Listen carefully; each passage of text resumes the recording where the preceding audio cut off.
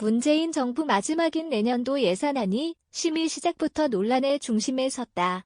이재명 더불어민주당 대선 후보가 불붙인 6차 재난지원금이 여야 간 쟁점으로 떠오르면서다. 1일 국회 예산결산특별위원회는 2022년도 예산안 및 기금 운용계획안 공청회를 개최했다.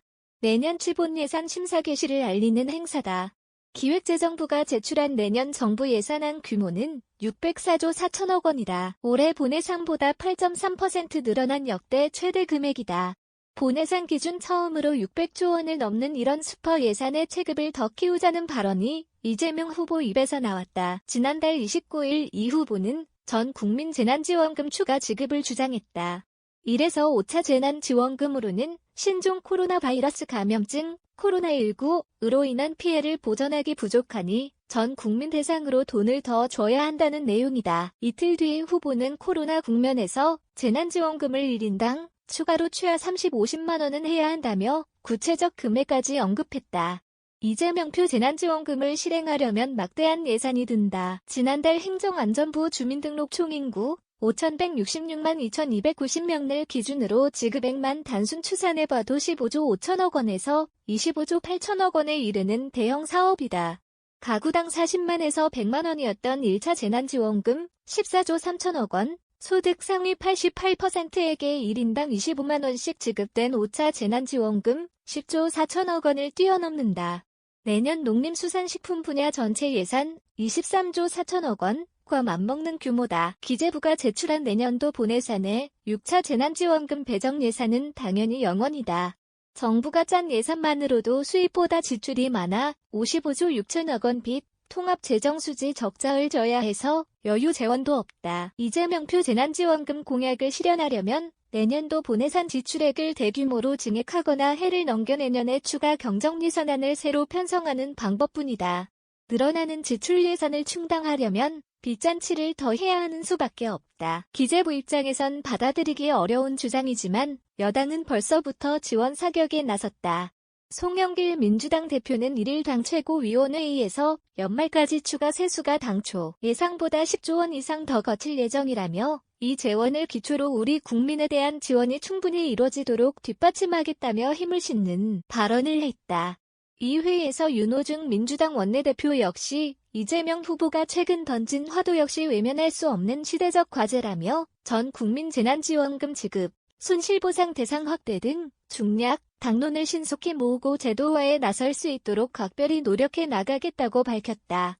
이재명 후보는 이날 박병석 국회의장 예방 후 기자들과 만난 자리에서도 정치인들끼리의 논쟁, 또 관료와 정치인 간의 논쟁은 반드시 학술적 이론과 근거에 따라 하는 것은 아니다라며 충분히 대화하고 또 국민 여론이 형성되면 그에 따르는 게 국민주권 국가의 관료와 정치인이 할 일이라며 기재부 압박에 나섰다. 결국 예산안 변경에 있어 최종 키를 쥐고 있는 홍남기 부총리 겸 기재부 장관의 의견이 어느 쪽에 기우느냐가 중요해졌다. 헌법에 따라 정부, 기재부, 동의 없이는 예산 증액이 불가능하기 때문이다. 홍 부총리는 지난달 30일 현지 시간 이탈리아 로마에서 열린 주요 20개국 G20 정상회의 성과를 설명하는 기자회견에서 이 후보의 재난지원금 관련 질문이 나오자 제가 이 자리에서 답변드리기에는 적절하지 않으니 양해해달라. 로마까지 와서 라 답하며 불편한 신경을 숨기지 않았다. 재난지원금을 두고 홍 부총리와 이 후보가 맞붙게 된 건 이번이 처음이 아니다. 지난해 말 두 사람은 페이스북 등을 통한 공개 설전에 나서기도 했다. 이 후보가 기재부의 나라나 수준 낮은 자린고비라고 비판하자 홍 부총리는 진중한 자의 뜻은 사소한 지적에 결코 흔들리지 않는다는 사자성어를 인용하며 반격하기도 했다. 하지만 번번이 홍 부총리는 여당 주장에 밀려 재난지원금 지급을 결정했고 홍백기, 홍남기, 백기 등 별명을 얻어야 했다. 5차 재난지원금도 전 국민 대상이 아니긴 했지만 소득 상위 88%에 지급되며 무늬만 선별이란 비판을 받았다. 게다가 이전과 달리 기재부로선 시기적으로 정치적 부담이 큰 상황이다. 홍 부총리 입장이 어느 쪽에 기울든 특정 대선 후보 주장에 재정당국이 편들기 하는 모습으로 해석될 수 있어서다. 재난지원금을 둘러싸고 단순히 이재명 공격, 홍남기 방어 구도가 아닌 대선 쟁점으로 비화할 분위기다.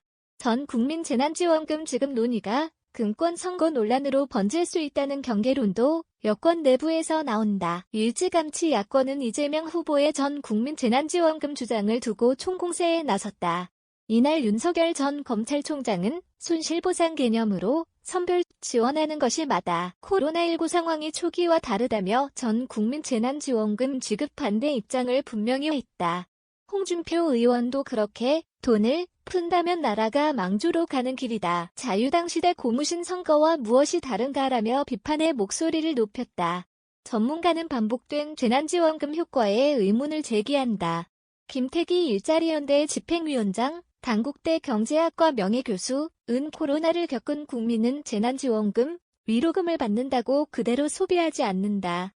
여전히 불확실성이 남아있기 때문이라며 결국 방역 상황이 당장 풀리더라도 재난지원금의 소비 촉진 효과는 한계가 있다고 지적했다. 이어 김 교수는 이 후보의 재난지원금 발언으로 국채금리가 급등했는데 미래 채권 발행으로 금융비용이 올라가면 또 하나의 물가 인상 요인이 될 수 있다고 우려했다. 세종등호 조현수 김성빈 기자 누여의 중앙점 co.k 알카피라이트 시 중앙일보 올 라이츠 리저브드 해당 언론사로 연결됩니다.